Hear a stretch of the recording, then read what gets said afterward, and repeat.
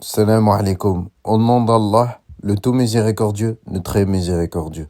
La seconde forme de imsek, le fait de dire qu'il est recommandé aux jeûneurs de s'abstenir des choses qui annulent le jeûne environ 10 minutes avant le moment de l'aube réelle. Les textes et le consensus des savants montrent qu'il est recommandé de retarder le suhour, le repas que prend le jeûneur avant le début du jeûne.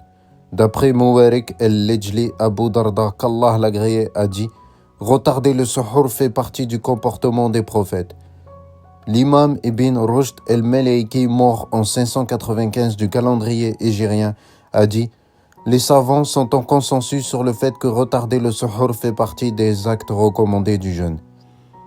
Par contre, ils ont divergé sur le fait qu'il soit recommandé ou pas de terminer son repas et de s'abstenir des choses qui annulent le jeûne avant le moment de l'aube du temps, qu'il faut pour lire de manière normale 50 versets de taille moyenne.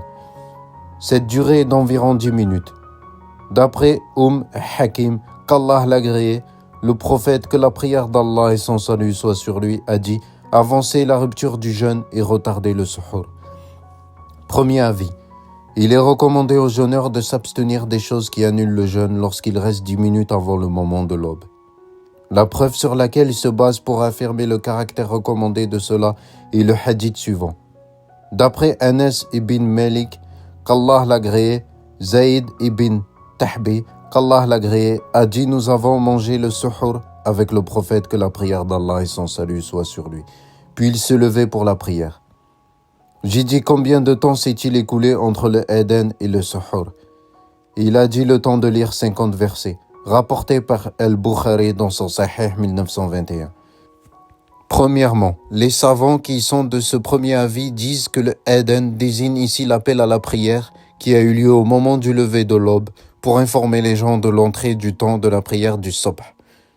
L'imam Al-Ayni, mort en 855 du calendrier hégirien, a dit « Ce hadith appuie le fait de retarder le suhour jusqu'à ce qu'il ne reste entre l'appel à la prière et le moment du repas, que le temps de lire 50 versets. » Deuxièmement, il y a dans le fait que Zayd ibn Tahbi, qu'Allah l'agréé, estime cette durée en mentionnant le nombre de versets qu'il est possible de lire durant celle-ci, le fait qu'à la base, ce moment-là est un moment d'adoration et de lecture du Coran. Ceci est l'avis de l'école melaïkite et en particulier celui des dernières générations des savants de cette école.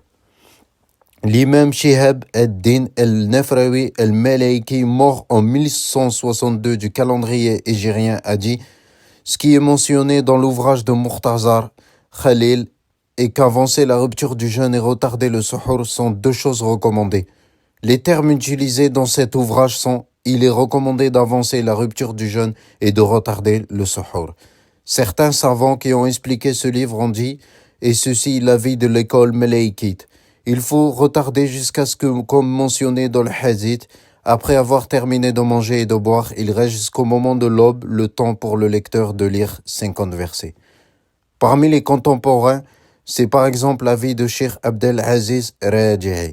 Cheikh Abdelaziz Rajihi a dit « Dans tous les cas, il convient que la personne fasse preuve de prudence vis-à-vis de son jeûne et qu'elle termine son repas avant l'appel à la prière par précaution pour cette adoration. » Le hadith de Zayd ibn Tabi, qu'Allah l'agréé, montre le fait de retarder le suhour avant l'aube de la durée qu'il faut psalmodier 50 versets, soit 10 ou 15 minutes. Ceci est la sunna du prophète sallallahu alayhi wa sallam.